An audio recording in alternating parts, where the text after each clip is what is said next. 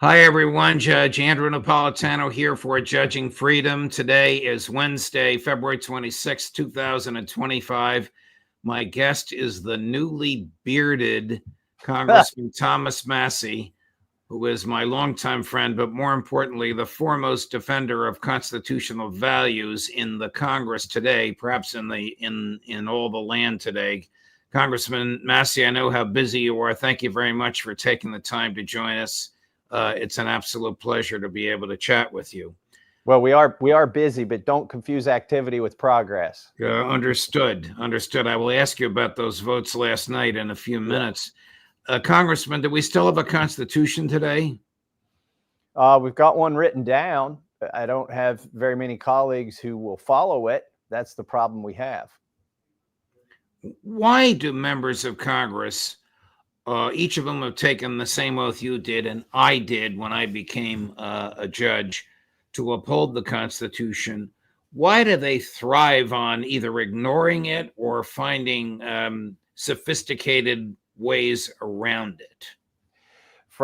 They're supposed to defend it from enemies, foreign and domestic. Why? It's to them, it's an obstacle. It's a roadblock. It's something they are always trying to get around, and it's pesky to them. It's a nuisance. Uh, but we've had so many court rulings that have allowed them to get around it. I mean, one of the things that I dislike that my colleagues routinely disobey is the origination clause. All spending bills are supposed to originate in the House because we are up for election every 2 years. Right. But they commonly will take a bill, maybe it's a bill to help homeless veterans that the House has passed, the Senate will pick it up, and they'll take out every word and piece of punctuation in that bill and replace it with the spending bill and pass it and call it an amendment to a House spending bill and send it back. And they'll do entire omnibus bills that way. And then, we could push back on that, but the leadership in the House, if you don't jealously guard the power you have, either the congressional offices against the executive or the House against the Senate, then you give them up. And so we've basically, the origination clause, it was violated to get Obamacare done, for instance. But you can't have a court contest on that because we're still doing it today. Right. Yeah, this is yet another example. Frequently, Congress will give up its power to the president. There's so many examples of that. But this is an example of the House of Representatives giving away its constitutional authority to the Senate just so it can engage in this political chicanery. I don't even know who would have standing to bring an action to get a federal court involved. And I don't even know if the federal court would get involved because of the theory that each house does its own thing and writes its own rules. Yeah, the federal courts are loath to get involved in disputes between members of Congress or between U.S. representatives and the Senate. They almost just won't ever do it, even when there are cases of clear violations of the Constitution. Now, that's a double-edged sword, though. I like the Constitution because it has the speech or debate clause in it, which says that I can't be dragged in front of a king or the president for something I say or do on the floor of the House. Right. I could call you a low down miscreant and every name in the book from the floor of the House. I could lie about you and you can't do anything about it. And people might think that's wrong, but the founders knew that was important to put into our Constitution because they'd seen the king violate that by harassing Parliament or by private lawsuits against members of Congress. That's part of the Constitution that I really like. And so sometimes when the court won't get involved in these intra-congressional arguments, I'm torn on that. I kind of respect that they won't. Yeah. What happened last night? What are the Republicans trying to do, claiming that they're spending money when they're spending less money when they're spending more? Oh, it's all the same tricks. It's the baseline budgeting and whatnot. But the specific thing that you are talking about 30% of federal government is funded through annual appropriations bills, and 70% of it's on autopilot. Well, there's a way, a parliamentary procedure to deal with the 70% that's on autopilot and also with the taxes and pass it through the Senate with 51 votes. It's called reconciliation. And so we're starting that process of trying to use that parliamentary tool. But before you can do a reconciliation bill, you have to do a budget bill. And this is something Congress hates to do, but they have to do this budget bill to do a reconciliation. Then they have to write the numbers down and they have to make 10-year projections. Well, the GOP budget bill that we voted on last night, according to our GOP leadership, under the rosiest assumptions of 2.5% GDP growth every year for the next 10 years, and that we're going to cap spending on the discretionary side, even under their most rosy and false assumptions, it's going to add $20 trillion to the debt. So we'll go from 36 trillion to 56 trillion under the GOP plan. Okay.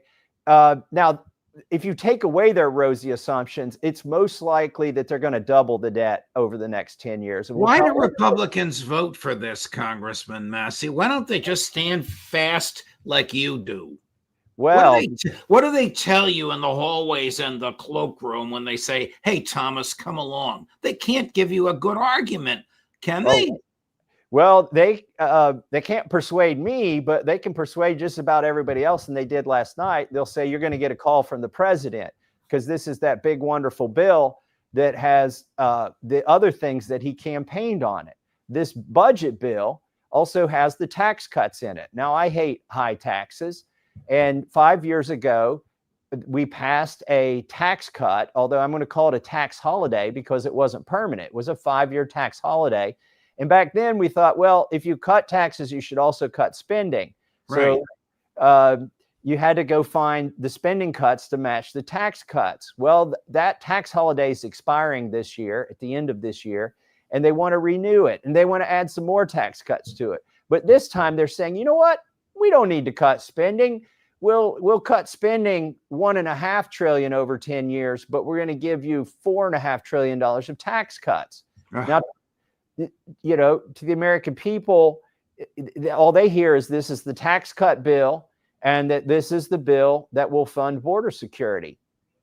And so that's what they're going to do. They're also going to move part of the military funding into mandatory spending and put it on autopilot. This should concern you. This is like a new innovation in congressional spending that I don't know that we've done this in 200 plus years, but we're making part of the military mandatory so that it won't be subject to the annual appropriations process. Oh man, this is going to crush us. Why are we still sending arms to Ukraine if the president and his folks are negotiating with the Russians and he's a man of peace? I think it's going to stop. I mean, I have some hope that it will stop. Why are we still doing it? There's probably so much of this stuff in the pipeline. Those military contractors want to get paid. There's probably contracts that extend for several years that need to be canceled. DOGE has found a lot of waste, fraud, and abuse in programs like USAID and other things. Hopefully that's a warm-up exercise so they can gain the credibility to go after the big offender, which is going to be waste, fraud, and abuse in these military contracts. Absolutely. Who controls U.S. foreign policy?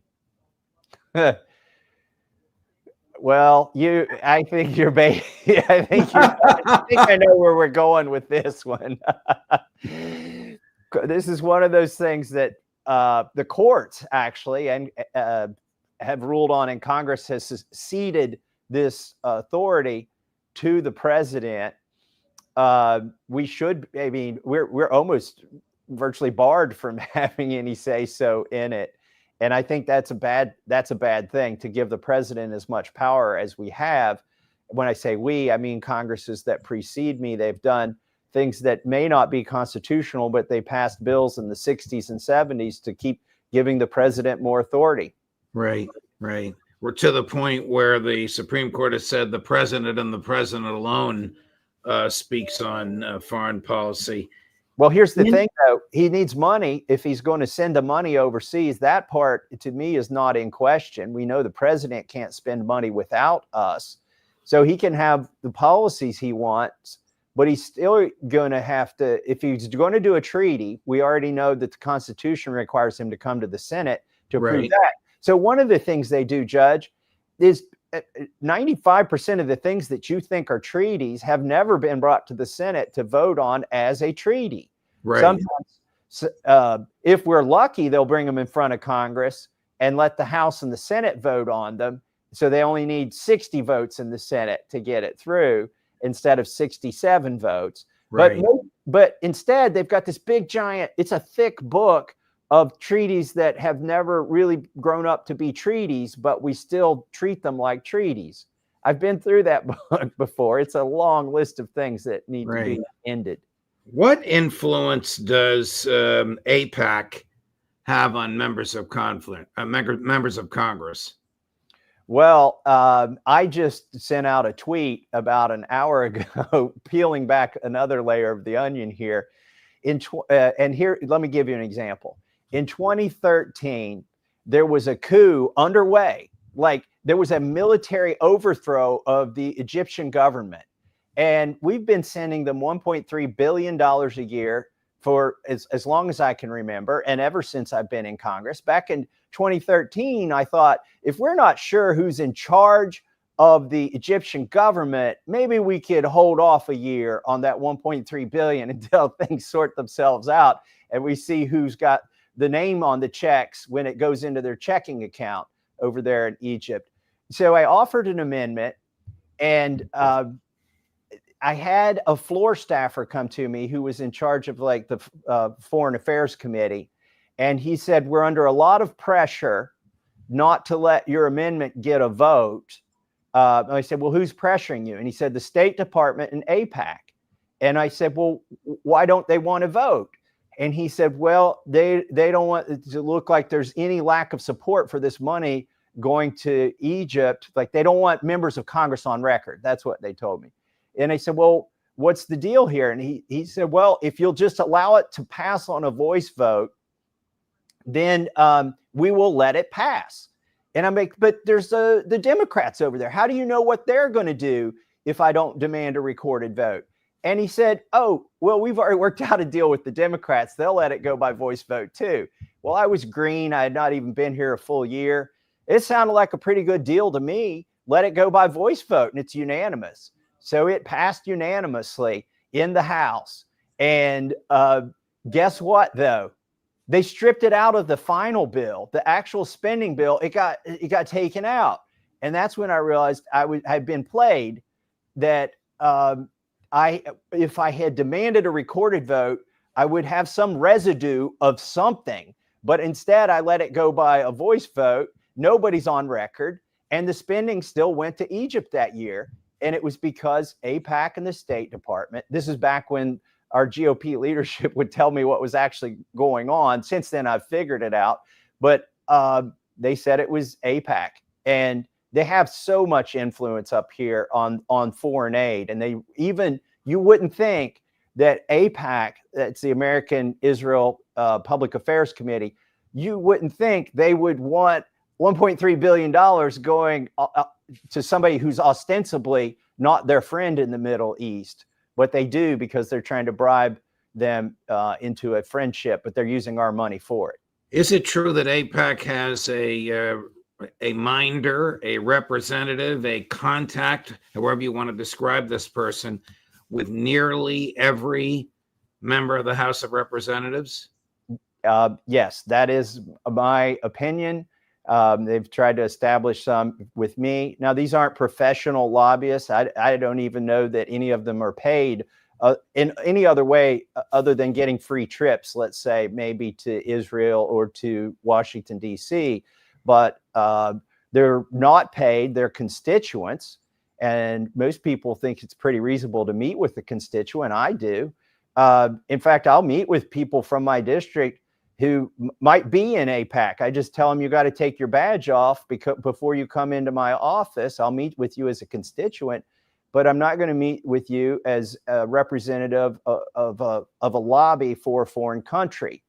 And most of them don't want to take me up on that deal when I say I'm not going to accept foreign lobbying in this office. Why is the Foreign Activities Registration Act not enforced against AIPAC? It's the biggest representative of foreign government in Washington, D.C. Well, it absolutely should be.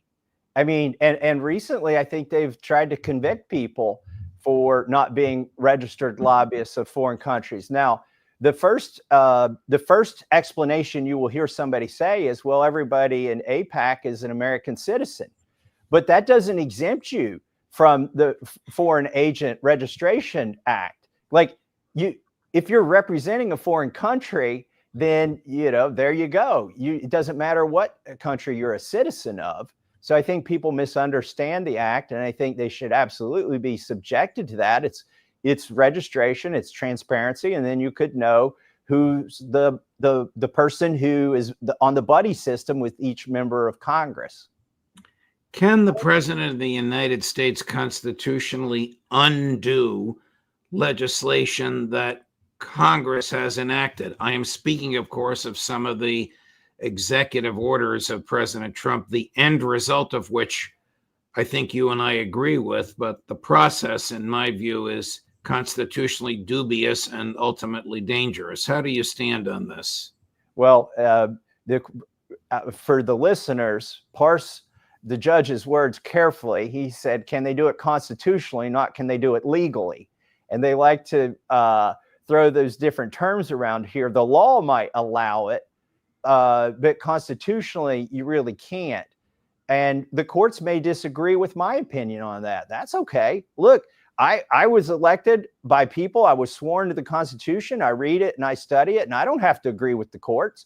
When I vote on a bill, it's my decision whether it's constitutional or not. And so we had one of these issues come up where I actually agreed with the president's policy. He wanted to build a wall, but after he had signed at least a dozen spending bills that didn't have any money for a wall in it, he decided there was an emergency. The emergency being that he signed spending bills that didn't have a wall in it. He should have vetoed those bills. So he reappropriated money that we were going to spend on the military and reappropriated that for a wall. I think that's unconstitutional. Some of it, I think, held up in court. Some of it didn't. I don't care if it held up in court. I still think it's unconstitutional. I get to be a judge of that as a member of Congress. When I vote on bills, I wish more of my colleagues would try to judge that. But more importantly, it's an erosion of the balance of power. And if you give up our power of the purse, you've basically given up the linchpin of every that underlies or supports every power that we have here in Congress, the oversight ability, everything. If you can't cut off their funding, then they'll just thumb their nose at you. So, Congressman Massie, should the Justice Department be scrutinizing the speech of those who support a Palestinian state? Should it be scrutinizing the speech of anybody in America? No, it should not be. And again, I presume they're trying to use some law, hopefully, to apply that scrutiny. We've done a fairly poor job of defending the First Amendment here in Congress. There was even a bill last year that made passages of the Bible of the New Testament would have made it illegal on campuses, and because they said it would be, some of the things were anti-Semitic, and to define anti-Semitism, they used the legislation. Instead of defining it in the bill, they pointed to a website in the bill that's not even hosted in the United States that gave examples of anti-Semitism. And I've never seen such a poor piece of legislation come to the floor. In that instance, even several of my conservative colleagues who are very, pro-Israel said, I'm sorry, this is too much. We can't vote for this. We can't make it illegal. We can't make it a crime for people to say certain things. Right. Congressman, are you giving any thought to seeking the Senate seat being vacated by Senator McConnell of the Commonwealth of Kentucky? Well, I have to think about it every day because people like you are asking me. Otherwise, I could ignore it. One interesting thing is a person who says he's in first place in that race already. By the way, you can't register to run for another 8 months or 9 months, but there are, people are stepping on themselves to run for that seat. But one of the guys who's says he's in first, and he probably is in first, released his poll, and it shows I'm in second, and I'm not even in that race. So I'm happy with the results so far without entering the race. The question, though, really, I do think about this some, and the question that comes to my mind is, where could you have the most effect? I feel like I'm driving the narrative here in the House of Representatives and representing my constituents fairly well. But if I were going to move to another office, could you do more as a senator or as a governor? I feel like we're sort of overrun right now at the federal level. The enemy, other than our recent win here in the House and the Senate and the White House, I feel even with that win, even with Republicans in majority, I feel like the uniparty is dominant here. And the next line of defense is really at the state level and with the governors and the state senators and the state legislature. So I don't know, maybe my next step would be for state Senate. Congressman, whatever you do, you'll have the support of the huge Judging Freedom audience, not and the least of whom is your humble correspondent. Thank you very much for your time. Always a pleasure. I look forward to hearing you with our dear friend Brian Thomas the next time you're on a Wednesday morning and I'm on right after you. All the best to you, Congressman. Thanks. I look forward to being with you on Cincinnati Radio again. Thank you. Thank you so much. Coming up later today at 4 o'clock from midnight in Moscow, Pepe Escobar, and at 4:30, the always worth waiting for Colonel Douglas McGregor. Judge Napolitano for Judging Freedom.